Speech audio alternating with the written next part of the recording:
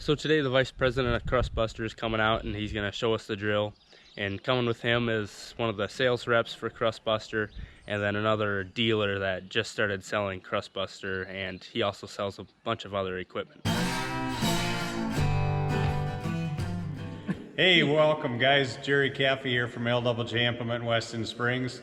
I'm the newest Crustbuster dealer, and we're out here at the Sonne farm getting a new drill going. I've got Wayne Daubert, from Vice President of Crustbuster, and Tim Scherr. He's the rep here in South Dakota, and we're showing these guys the benefits and features of the drill, and it's kind of an exciting day. Was the drill the first thing you guys manufactured? No, or? actually the first thing that started Crustbuster in the 60s was a spring tooth. You know, all farms had those drag spring tooths. Crustbuster took and put 2 rows of teeth and wheels on them so you could fold them and move them down the road. That was the very first product to start at Crustbuster. What other products besides drills does Crustbuster manufacture? Well, we make seed tenders, belt layers, field loaders for loading dry fertilizer out from under semis into spreaders, fertilizer blenders. Drills is our main product. Okay. We make cotton equipment for the cotton country. You want your hitch fairly level all the time when you're in the field. But you're going to find, you know, when the drill, like right now, you raise your openers out of the ground and you get your grain in the boxes, it's going to be back heavy. And you're going to find when you go to the end of if you're drilling back and forth, you're raising it every time. And I don't know if your tractor will said, are you only going to raise your openers so far or all the way up each time? Probably all the way. Okay, if you go all the way up, you're going to find this cylinder sliding in and out. So when you go back and put it in the ground to drill, you always want to get this down, and the theory is you can say, I always want this at a 3 or 2.5, depending on your tractor, your drawbar. I always put donuts in there. That way you're always the same every time. Ground's getting drier, you're real happy with everything, you maybe like just a little more pack on your press wheel. If you turn that, let's see, in, shorten it, turn it in a turn, you'll put just a little more pressure on your press wheels. You do the whole gang without doing individual ones. Turn real easy. Okay. In fact, that's what this is. Oh, yeah. So it don't change in the field from vibration and stuff. That'll hold it. But we turn each one of them out 5 revolutions. Okay. Then our toolbar should be level. Okay. With that, and if we keep our hitch level. Okay, so now we're basically got the framework set. And then that's a parallel linkage opener. A lot of your grain drills have what they call a swinging arc opener. You're hinged up here. Here's your blades, here's your press wheel. You hit it something hard or something, but they raise, as they hit hard, the press wheel comes up. This is just like your planter. It goes parallel linkage, up and down, level. So you got real good depth control with a parallel linkage opener on there. The spring sets your down pressure on the opener. It doesn't control your depth, it's your down pressure. I don't know what kind of conditions you're going to be going in, so I'm going to tell you. This is your 500 pounds of down pressure. This is 100, 200, 300, 400, 500. Because we're going to be putting in cover crop, and it's going to have to be later after our final planting date. It'll probably have to be tilled to clean it up, so it's probably going to be pretty soft ground. Okay. So then we're probably going to move that All right. forward. Yeah, I'd probably go to the number 2 to start, okay? Now, what I said, that puts your down pressure on. Your press wheel then controls the depth of the opener. And there again, not knowing which kind of depth are you looking for, 1.5 inch, somewhere? Inch probably. Yeah, okay. Somewhere, you're probably going to want to start it with 4 notches showing there. Okay. And there again, that depends how hard, how soft. So right now, with that on number 2, That there, we set the depth of each opener. This is your down pressure. This is your depth control. 16-inch, 4mm blades on it. There's 2 bearings in each blade, so you should not ever, until they wear out, have a bearing problem. Your blades are all set 3/4 inch, so you can go through your 200 plus bushel corn stalks. Your leading blade is notched. What that notch blade does, when you have like corn stalks or some loose residue, it'll grab it, keep it working through instead of trying to bulldoze it. As long as we're right here, some other brands of drills, in order to become no-till, they put a coulter cart on the front of it. And you guys are no-till without that. And so what features do you have on here that makes yours a no-till drill without cutting the slot? 500 pounds of down pressure.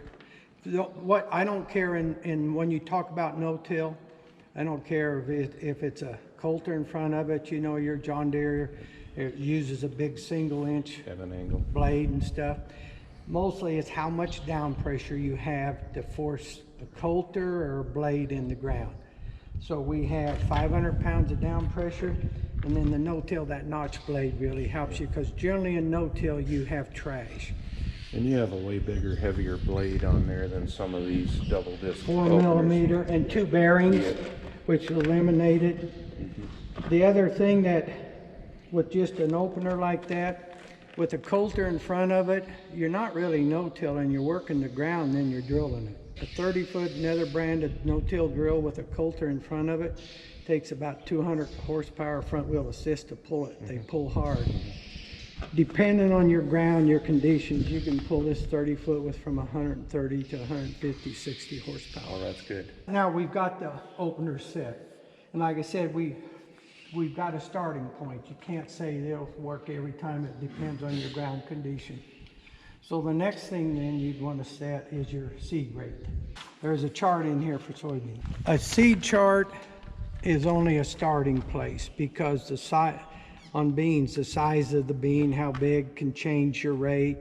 On wheat, is it 64, 58 pound? So we do have a chart in here. Then this is for that. If you're going to drill, start at, let's say, we'll say 60 pounds. Okay, now we're talking pounds now, not population. You'll find in here probably a 1/2 inch or 5/8 slot. We're going to want to, and it'll tell you down here, here's 58 pounds, the next one's 61. If you go to 5/8, the slot open there, you're at the same chart, you're at 77 or 82 pounds. Okay.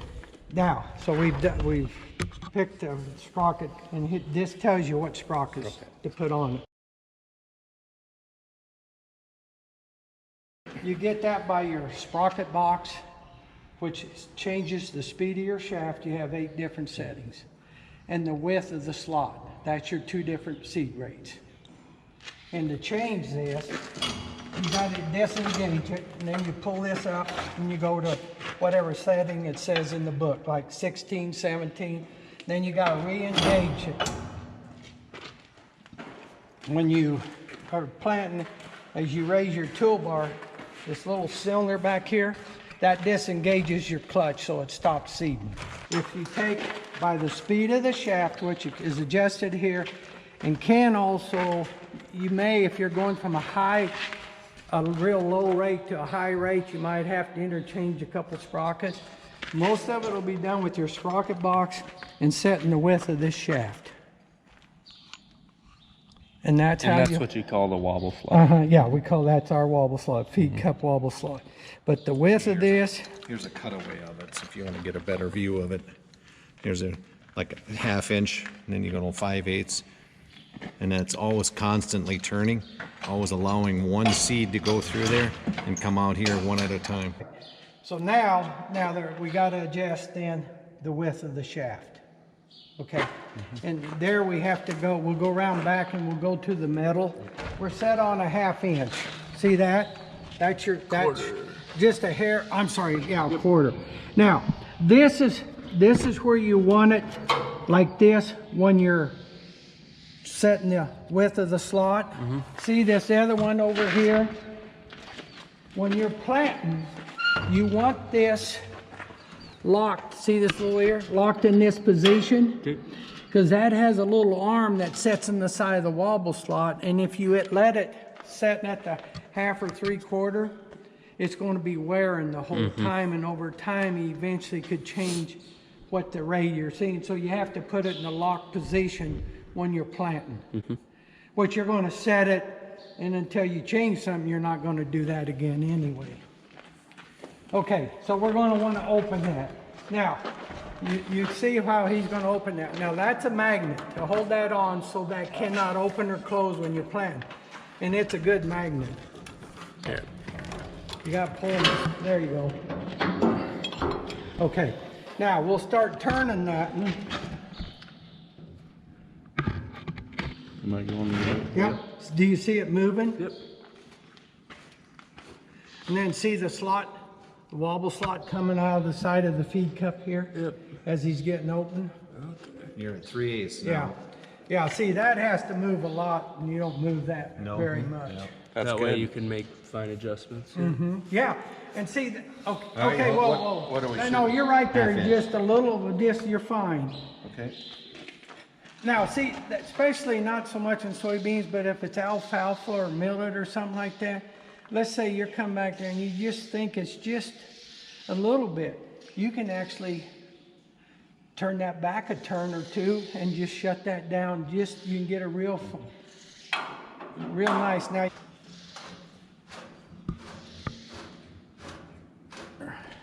there you go. Okay, and then we'll, And put it in the store. Okay. and that stops any of the wear on it. Okay, now, in theory, the drill's ready to plant. Yeah, thanks for coming out. Yeah, we Thanks, really Wayne. do.